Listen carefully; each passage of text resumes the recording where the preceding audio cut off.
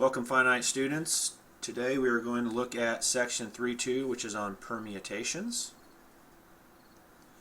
I thought what I'd do here on this video is have a warm-up if you're interested.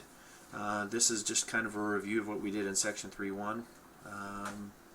So if you'll read through these problems, and then if you would pause the screen here, and then the answers will be coming up here in just a couple of seconds.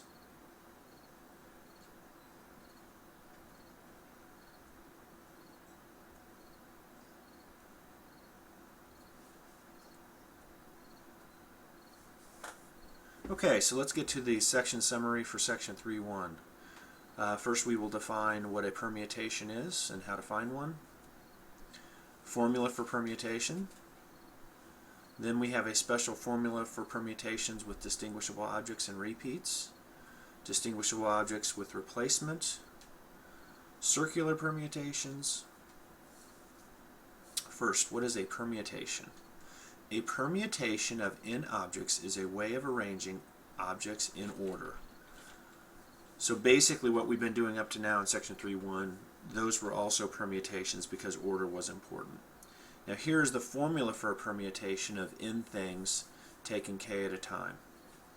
We write it n parenthesis n comma k, and then what we do is we do n factorial divided by n minus k factorial. And I'll show you some examples of that in just a second.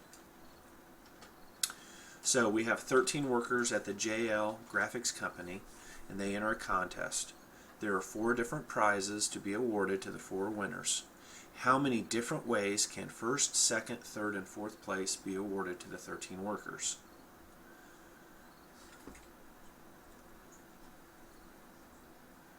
Okay, so we have 13 people that are workers, and 4 of them are going to be selected as winners.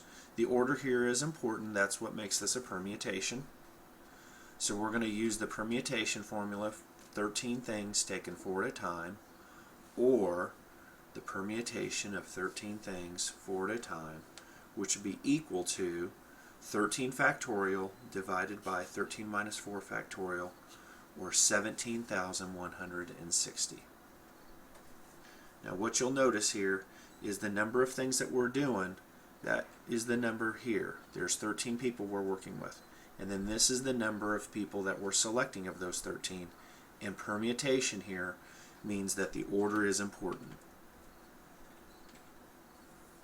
So, try the following. Evaluate. You can use paper and pencil on this, and then you could use your calculator to check, but let's do paper and pencil first. Permutation of 7 things 4 at a time, the permutation of 6 things 6 at a time, the permutation of 6 things 1 at a time, and the permutation of 6 things 0 at a time. And finally, number 5, how many ways can 18 people be selected with regard to order from a group of 6? Okay, so let's look at the first one here, which is 7 things 4 at a time. If we're going to use our formula here, then we're going to have the permutation of 7 things 4 at a time, which will be equal to 7 factorial over 7 minus 4 factorial, which turns out to be 840. If I can get my pen to work here. There we go. 840. The second answer here for 6 things 6 at a time, that turns out to be 720. 6 things 1 at a time, that turns out to be their 6 ways. 6 things 0 at a time, that turns out to be exactly 1 way. And then how many ways can 18 people be selected without regard to order from a group of 6? That would be 0 ways. You can't pick 18 people from a group of 6. So that one's kind of a trick question, so make sure you're using some common sense on these. Now if this had been select 6 from 18, then you would do the permutation of 18 things 6 at a time. Okay, this formula here is our first formula. It's a variation of permutation, and here what we have is we have a number of elements, and some of them are going to be repeated and some of them are indistinguishable. So it's kind of best if I just show you an example, but this is what it is. It's n factorial over n sub 1 factorial, and sub 2 factorial on down the line. So consider the state of Mississippi. Suppose that we were to spell Mississippi, and we were going to arrange as many different possible permutations of the letters in the word Mississippi as we can. So how many ways could we do that? Well, as you can see, we have some letters that are repeated, and you'll notice, like for example, there are 4 S's, and those S's, if I was to switch the spaces, or switch where one S was with another S, it wouldn't really change Mississippi at all.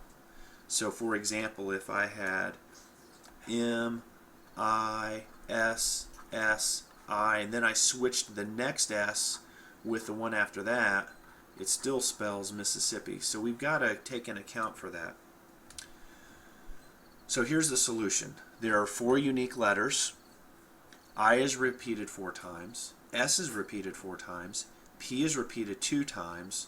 So what we're going to do is we're going to take the total number of letters, which is 11. That's the numerator.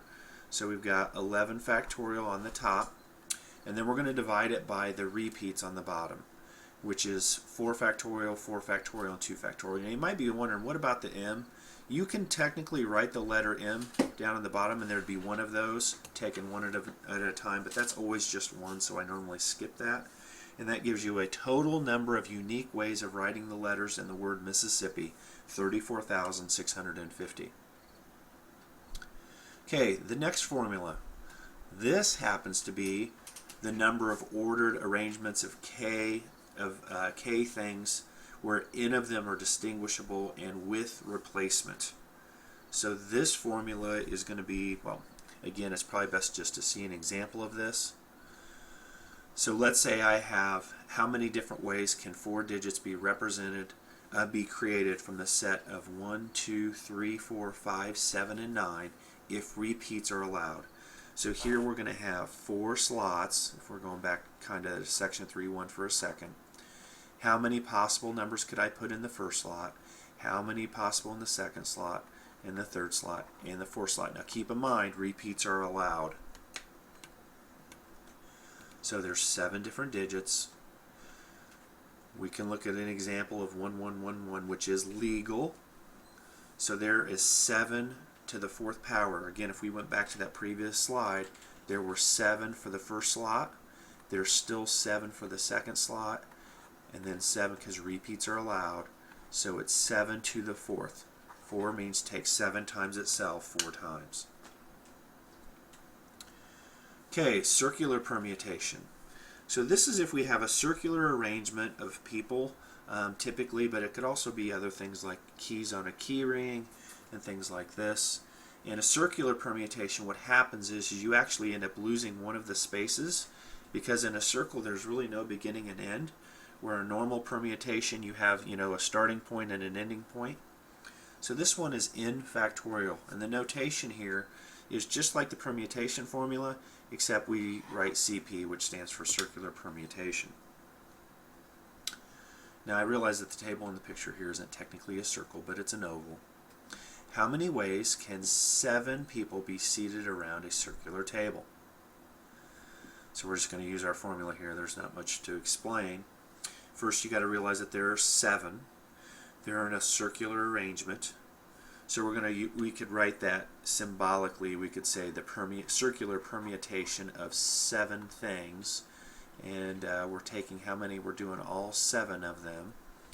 Okay, so that's going to be right here. So that's going to be 7 minus 1 factorial, which turns out to be 720 ways. 720 ways. That is it. Yay, 10 minutes.